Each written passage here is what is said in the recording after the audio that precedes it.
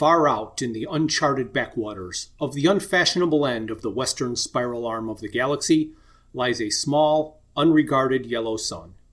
Orbiting this at a distance of roughly 92 million miles is an utterly insignificant little blue-green planet whose ape-descended life forms are so amazingly primitive that two of them think doing a podcast called Digital Watches Are a Pretty Neat Idea is a pretty neat idea. They are Jeff and Bryan. Hi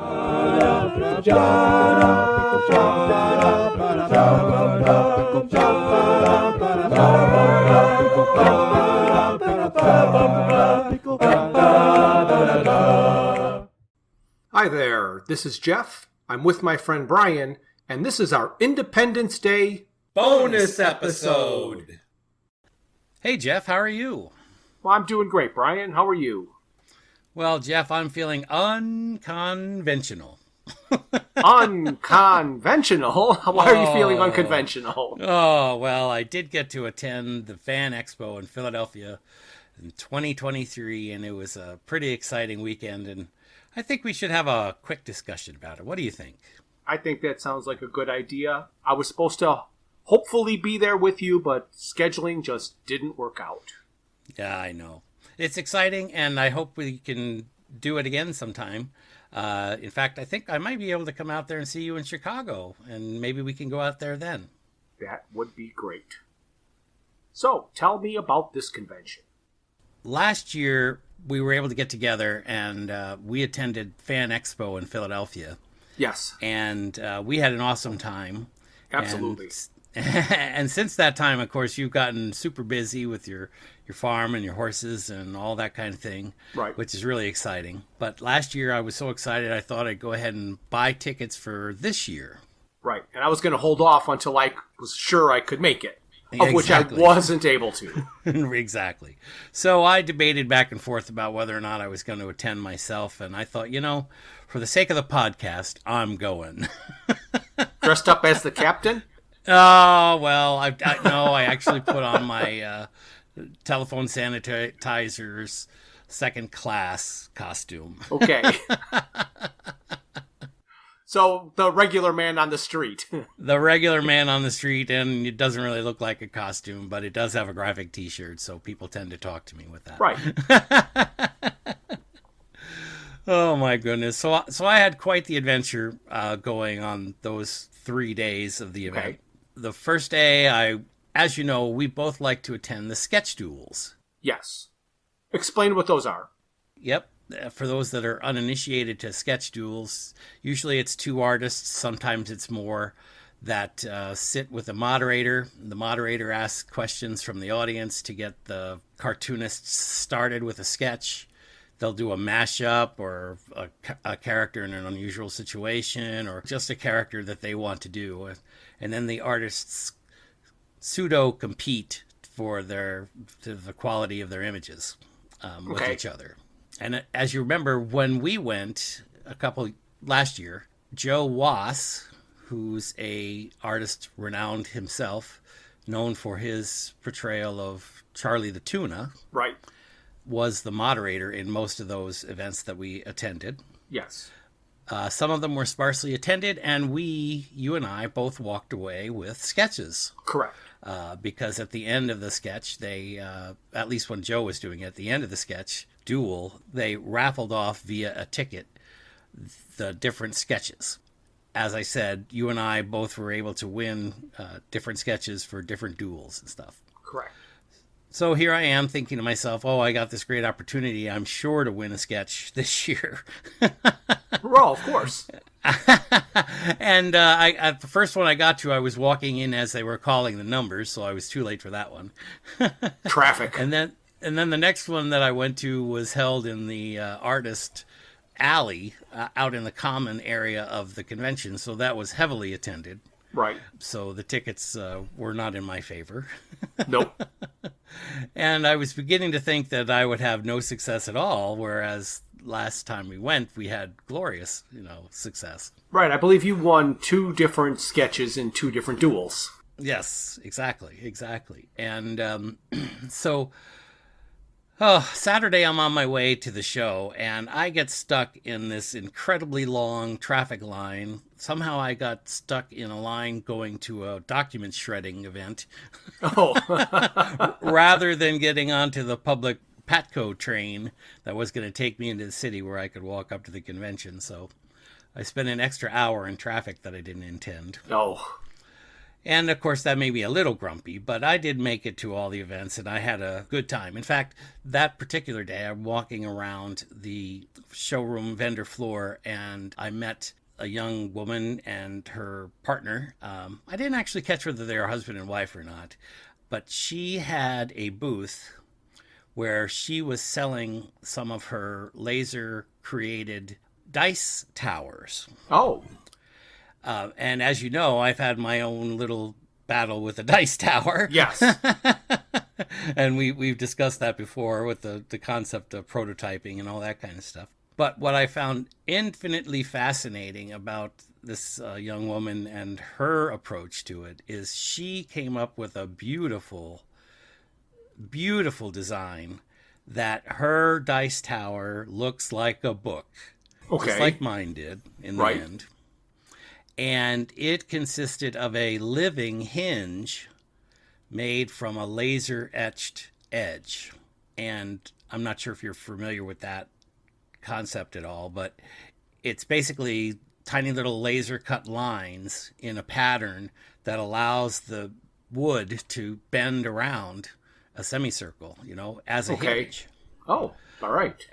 Fascinating. I mean, I was entertained with that. And open, close.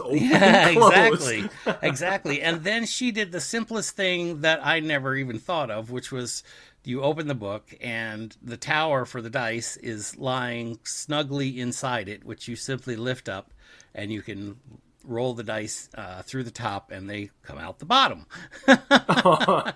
So we both got to a similar answer, but hers was elegant in its execution, and I was really excited about that. And I talked to her for some length of time, and oddly enough, I should say interestingly enough, she'd only been in this industry for 2 years. All right. That was exciting. So I was taken back by the ingenuity and excitement of seeing the way that she solved the same problems that I had in a very unique, very elegant way. Well, good. You steal some of those ideas? I'd like to, but I don't have a laser cutter or CNC machine. Okay. Which would be required for the kind of results. The living hinge would definitely not be able to be done with conventional wood cutting techniques. Okay. It's too intricate and the tolerances are far too fine for what I could manage with hand tools or even fine woodworking tools that I do own. So anyway, after I got home, I was thinking about it, and I said to myself, I really want to encourage her and people that are doing these kind of things.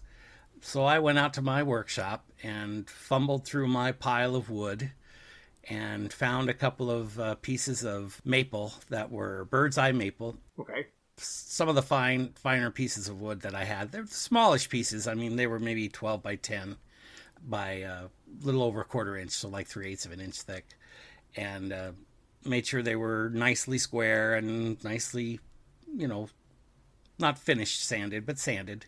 Right. And stuck them in my bag to go back on Sunday.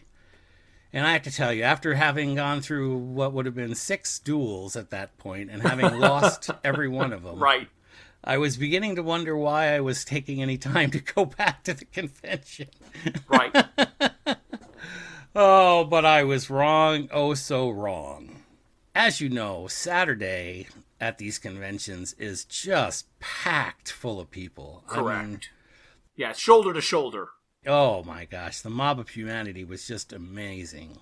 So it was hard weaving through things. Sunday, on the other hand, very nice. Friday, very nice. Crowds are thinner. People are eager. It was nice, and I appreciated being there. While I was there, I attended 3 more sketch duels. Okay. And I'll tell you the interesting story about that in just a moment. But I also got to speak again with our friend Joe Wass. Okay. He was giving out lessons for people to learn how to sketch. So I sat in on one of his sketch lessons. Okay. And I made some drawings. So how did that work? Does he stand up there and say, okay, draw a circle here? And then you draw the circle and he'll say, put this line, and you try and emulate what he's doing? Right. He'll say things like, okay, this one looks like a upside down C, or this looks like a backwards 3. So make a motion like a backwards 3 and go here. And then you're going to go up and over this way. And he'll show the pen stroke or the pencil movement and describe the design. And his design work, as you know, is, I wouldn't call it rudimentary because it's definitely elegant, but it's a simpler style, a simpler control, you know? Yes. And so, yeah, you were able to follow along with him very closely. For the fun of it, I'm going to send you copies of the pictures that I drew. Okay. And maybe you'd like to post them on the video if we're going to do that for the YouTube folks. I think we have an Instagram page, too, so we can put an them up on Instagram page. Instagram. Oh, that'd be fun, yeah. We can definitely do that. Later on, I did actually speak with Joe, and I bought a copy of one of his covers, you know, with his signature on it. Right. And he drew for me a dragon that he made in his style, which I really liked. But then back to the sketch duels. Okay. The final sketch duel, after having lost the previous two again, I sit down and I'm handed my ticket. And my ticket ends in 242. Well, what do you know? So I'm thinking 42, that's my number, here it is. And this particular event was going on at the same time that the big meeting was going on upstairs with the Stranger Things cast or cast members that were there. So I think there might have been a dozen people in the room. Okay. So I sit down, and just as the two artists come in, I hate to say I can't remember the second one, but John Boy Myers, odd name I think, but very nice guy, was one of the artists. And he sat down, picked up the sketchbook, and said, oh, look at this, there's a sketch here in the book already. I wonder who left the sketch. It's not signed or anything. Would anybody like it? And I'm like, okay, this is my last chance. I'm raising my hand. I'm taking a sketch. Me, I do. You know, I raise my hand. And John Boy, I go up to the thing, and he hands me the sketch. And then he sees a young child what was the sketch? Audience. It was a sketch of like one of the Animal Maniacs. And you know what I'm talking about? Yeah. Yeah. Okay. One of the female characters in that series. And then he asked the young man if he would like after he gave it to me, he asked the young man whether he would like it or not, and then suggested that we do rock, paper, scissors for it. and like I'm not going to let the kid win, you know? Well, you know me. I would have given it to him anyway, you know, but he wanted to play the rock, paper, scissors things, and this is a kid, so... I'm trying to lose the game, and he keeps doing the same gesture I do every time, over and over again. Well, it's easy. No, it's not easy. It's as easy to intentionally win rock, paper, scissors as it is to intentionally lose rock, paper, scissors. Exactly. So, but in the end, unless I did you keep telling them, I'm doing paper. I'm doing paper. Exactly. Every time. Paper's my move. Paper's my move. So eventually, he does win, and I give him the sketch, and we move on. And John Boy says to me, hey, you know what? When we're done here, I'm going to be down in my booth in about, an hour. So come down to my booth. I'll do something for you. I said, sure, no problem. Like I said, I had every intention of giving it to him, whether he won or lost. Right. That was kind of fun. So this John Boy seems like a really nice guy. I mean, he had a long conversation, and then we sat through that, and then I'm like, oh, now I got to spend another hour waiting for him to return to his booth. So I wandered around. And one thing I did find that was interesting and different about this particular convention based on our previous experience from last year, two things that were unusual. That one was that they had a tattoo aisle where they were doing tattoos. Okay. Right there in the aisle. And they had far fewer handcrafted, unique items than the previous event. Okay. There was a lot of stuffed animals. there was a lot of, I don't know, reproduced photographs or at least reproduced images. Right. Some lenticular paintings or prints, that kind of thing. But very few handcrafted or crafted items. Another big one was coffee for some reason. Oh. Small batch, locally roasted coffees. Mm-hmm. Different. I know these things change, but that caught me a little off guard. So anyway, I was able to sit in the audience and listen to Rose McIver, which she's from iZombie and now most recently from Ghosts. Right, she plays Samantha. Right. And what I thought was really interesting is she sat there and talked, and she has a heavy New Zealand accent. Right. And she plays an American, I guess, in Ghosts. Yeah. I don't recall her having an accent in iZombie. I've never seen iZombie. But I did watch it at the beginning. I saw a couple of different episodes. I don't know if you remember the premise or not, but she eats the brains of dead people and then becomes them. Oh. So I'm surprised I've missed it. It seemed like the kind of thing you might have seen. Yes. And that was kind of fun because she started acting. Apparently, her first professional role was when she was 2 years old. Wow.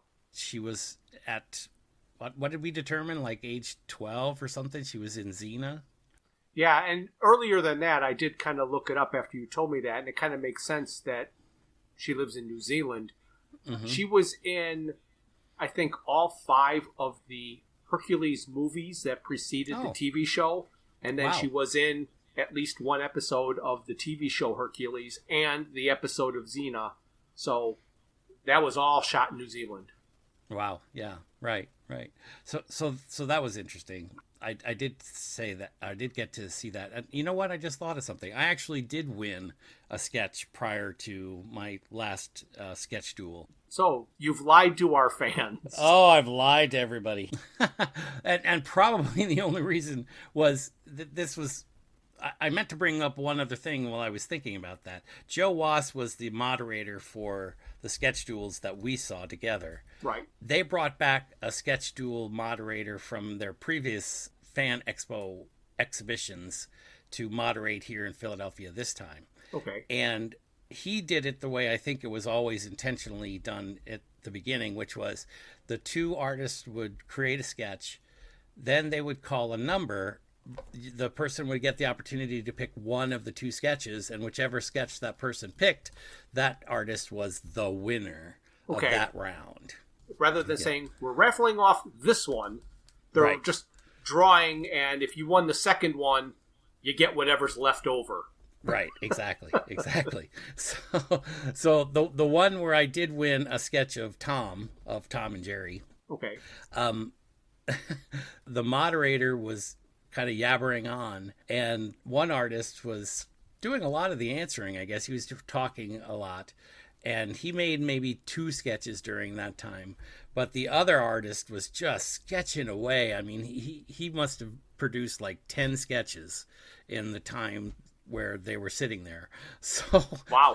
out of the 20 people sitting in the audience, I happened to be one with a lucky number.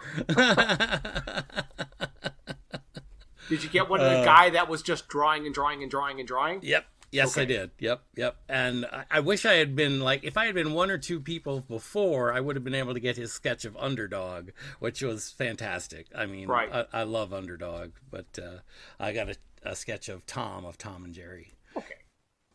So that was a lot of fun. But anyway, in the end, I went back over to John Boy's booth when he returned to his booth.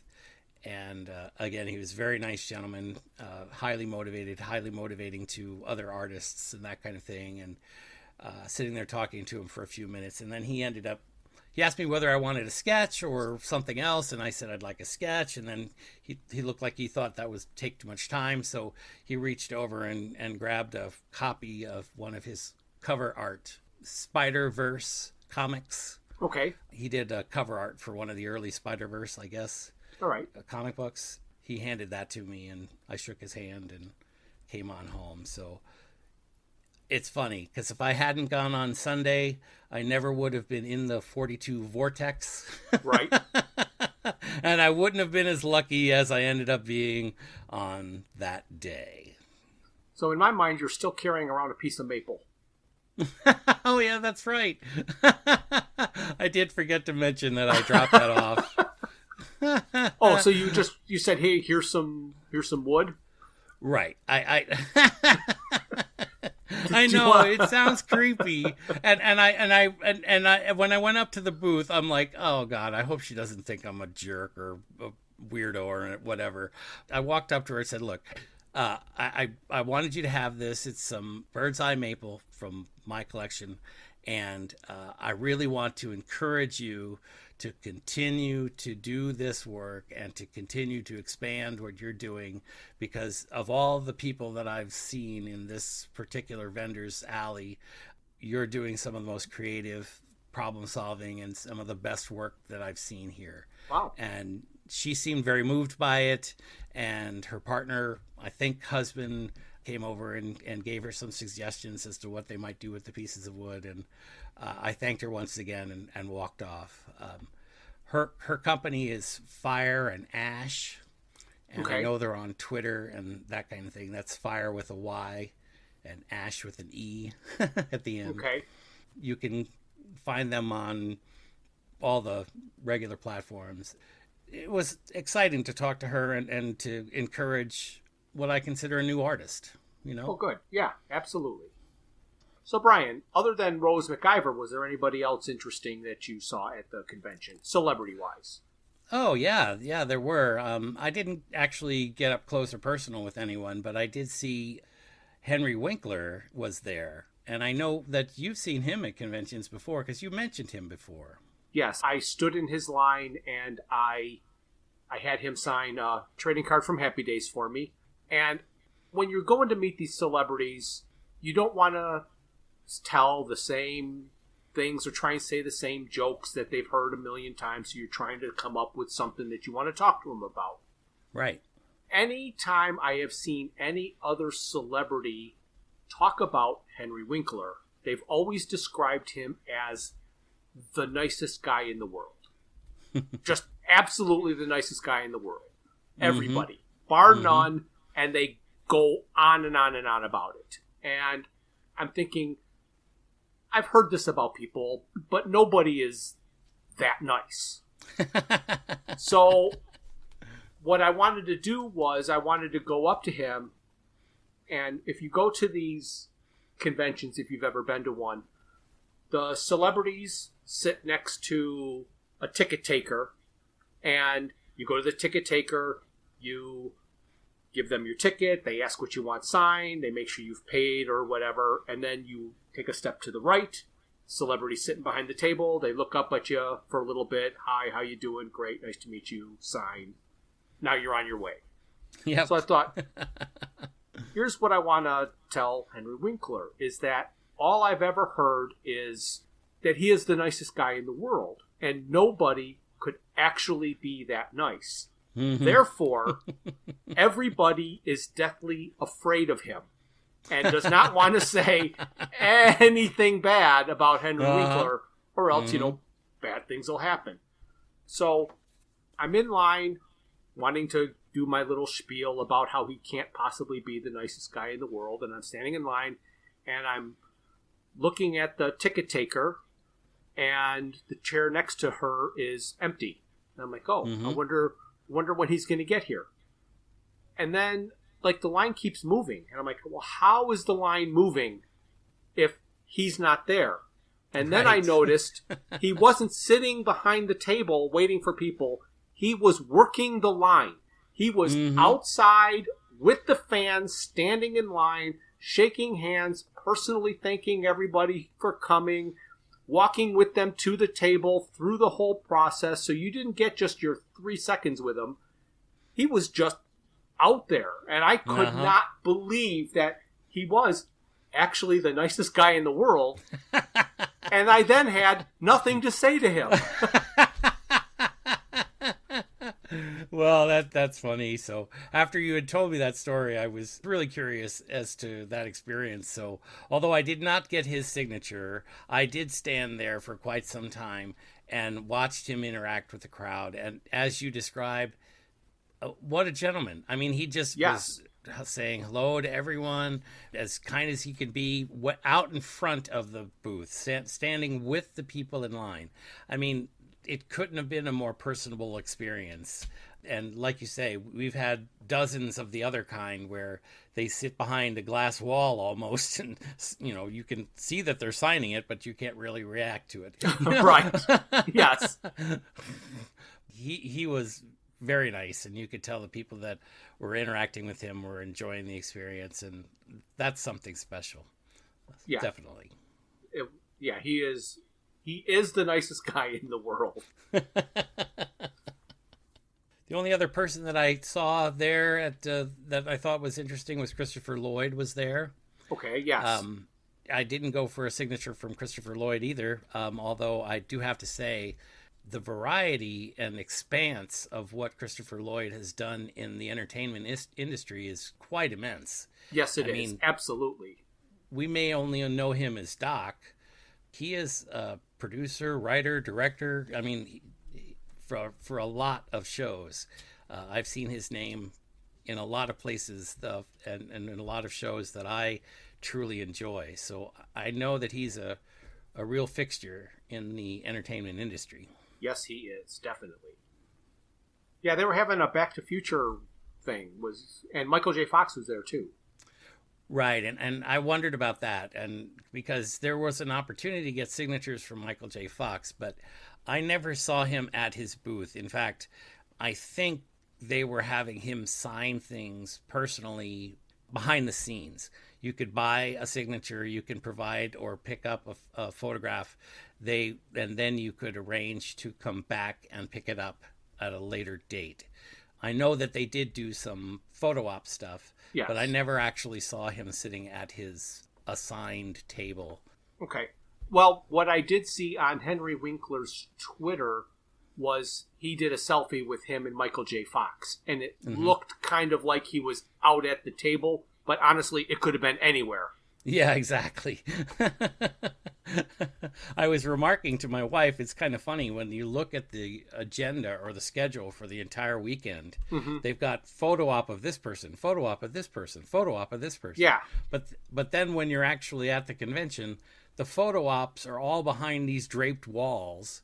You can't see anybody. You can't see any lines, so even though it was an activity that was going on, without paying the extra ticket, you never even got close to that area or those people. So I thought that was interesting. Yes. Because we've been in places where they do the photo ops out in the open, with the line is visible and the people are back there and, they stand in front of a background or whatever and the photographer is in front of them. But in this particular case, they were behind a curtained wall. You never saw any of them. Wow. Yeah. Yeah, it's all getting sequestered and everything's private because, heaven forbid you pulled out your cell phone and took a picture. Exactly. Which I did do that for a couple of people just for my own fun and giggles. Yes. Yeah. Well, you sent one of Rose. I did. I actually was sitting like second row. I was way up there. It was, and she was very natural, very calm. And man, in listening to her talk, she has had one hell of a lot of physical training. I mean, in karate and jiu-jitsu, and I mean, she must be extremely physically fit. Right. Because she's had all this training. I guess in her iZombie stuff, she did a lot of stuff like that. And her other things, she's done combat roles that I'm not real familiar with. Oh, all right. Okay, Jeff. Well, that's about all I've got from my convention experience. So I think it's time to say goodbye, Jeff. All right, Brian, I will say goodbye and see you in the autograph line. Thank you for listening to Digital Watches Are a Pretty Neat Idea. Look for us the first Thursday of every month for a full episode. We will also release a bonus episode later in the month. A very special thanks goes out to Luke, Max, Greg, and Tim Lesnick for arranging and performing our opening theme. We would also like to thank our talented friends and family for their voice work on our introductions and commercials. Visit our website at digitalwatchesareaprettyneatidea.buzzsprout.com, where you can find links to all my Hitchhiker's Guide to the Galaxy inspired t-shirt designs. You can find us on Facebook and YouTube as Digital Watches Are a Pretty Neat Idea, on Instagram as Watches Idea Podcast, and on Twitter at Watches Idea. If you'd like to contact us, our email is digitalwatchespodcast@gmail.com.